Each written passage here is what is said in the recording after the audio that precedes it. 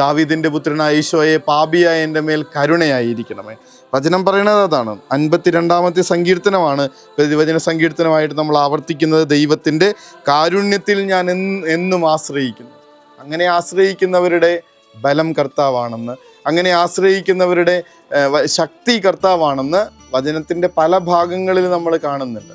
ആരൊക്കെ ആ കർത്താവിൽ ആശ്രയിച്ചുകൊണ്ട് ജീവിതം മുന്നോട്ട് കൊണ്ടുപോയോ, ആരൊക്കെ മറ്റൊന്നിലും ആശ്രയിക്കാതെ എൻ്റെ കർത്താവെ നീ മാത്രമാണ് അഭയം എന്ന് പറഞ്ഞ് നമ്മളെ ജീവിതം സമർപ്പിച്ചോ, അവിടുത്തെ കരുണയിൽ മാത്രമാണ് എൻ്റെ ജീവിതം മുന്നോട്ട് പോകുന്നതെന്ന് മനസ്സിലാക്കിയെടുത്തോ, ആ സമയത്ത് അവർക്കൊക്കെ ജീവിതത്തിൻ്റെ മുന്നോട്ടുള്ള വഴികൾ കുറെ കൂടെയൊക്കെ എളുപ്പമായിരുന്നു, സന്തോഷം നിറഞ്ഞതായിരുന്നു, അനുഗ്രഹപൂർണമായിരുന്നു.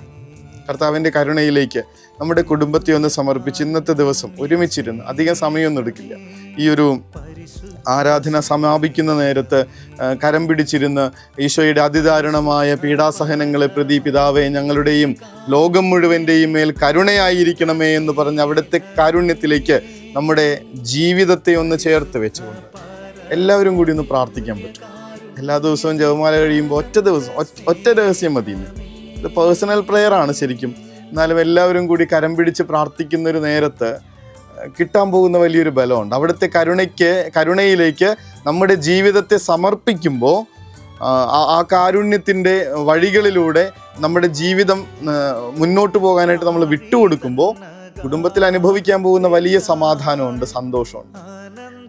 കർത്താവിൻ്റെ കരുണ നമ്മളെ നയിക്കട്ടെ എന്നും അവിടുത്തെ കാരുണ്യത്തിൽ നമ്മൾ ആശ്രയം വെച്ച് ജീവിക്കാനാവട്ടെ എന്നും ഒന്ന് പ്രാർത്ഥിക്കണം നമുക്ക്.